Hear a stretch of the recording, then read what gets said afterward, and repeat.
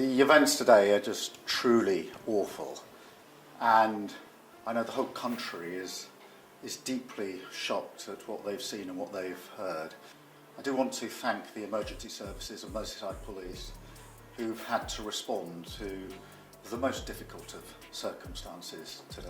But I do also think about the emergency responders because they have responded to an awful incident today, and I want to thank them for the professionalism that they have shown in doing so. The Southport killer case just took a turn that nobody saw coming. A suspect in custody, charges filed. But now, everything we thought we knew has been thrown into question. Before we move on, I'd like to ask you a small favor. If you appreciate this content, please take a second to like this video and subscribe to the channel.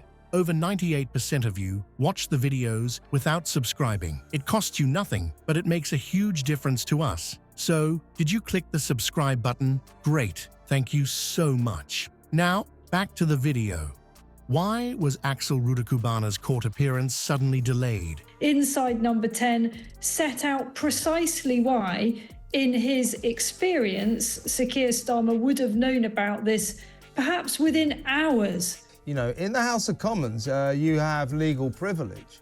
Why did the Speaker of the House, Sir Lindsay Hoyle, Labour, why did he tell MPs that they mustn't discuss this? And I took that to be very, very credible information. And it was extraordinary at Prime Minister's questions today to see the Speaker, Lindsay Hoyle, effectively shutting MPs down. What illness kept him in his cell instead of facing justice? As we dig deeper into this case, the truth becomes more elusive and the questions multiply. Picture this, a room filled with the excited chatter of young girls, Taylor Swift's latest hit blasting from speakers, and colorful decorations adorning every corner.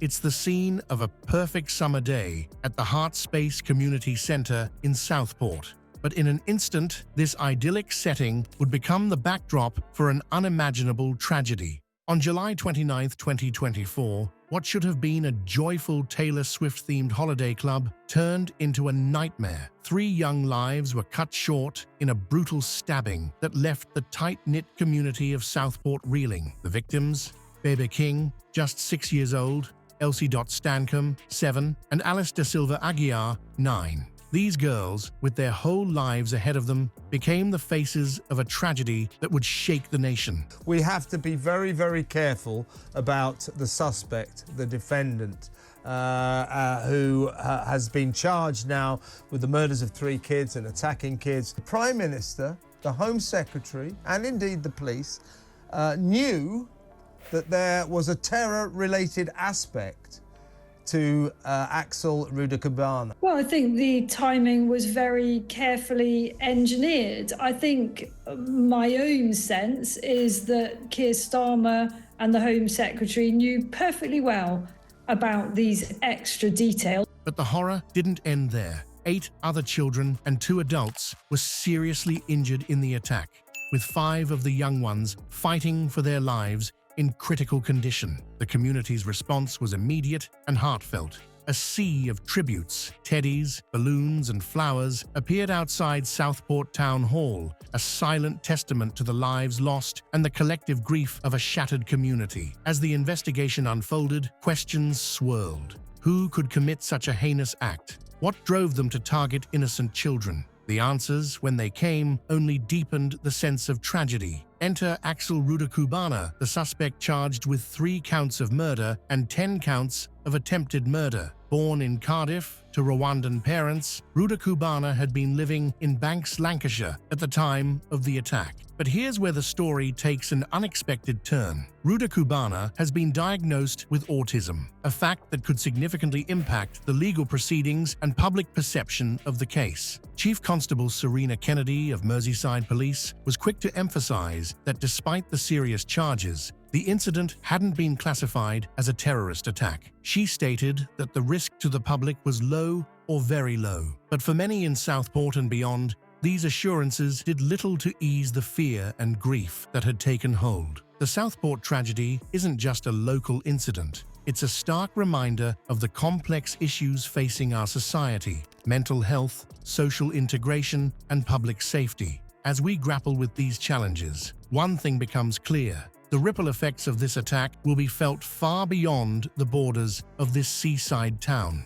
The UK's knife crime epidemic is a stark reality that's been simmering for years. While the nation prides itself on strict gun control, a different weapon has been steadily filling the void. In the decade leading up to October 2023, a staggering 38% of homicides involved a sharp object. This trend isn't just a statistic, it's a grim reflection of a society grappling with complex issues. Since 2015, knife crime rates have been climbing, painting a troubling picture of urban life in the UK. The causes are multifaceted, but experts point to a perfect storm of economic hardship, social vulnerabilities, and austerity measures.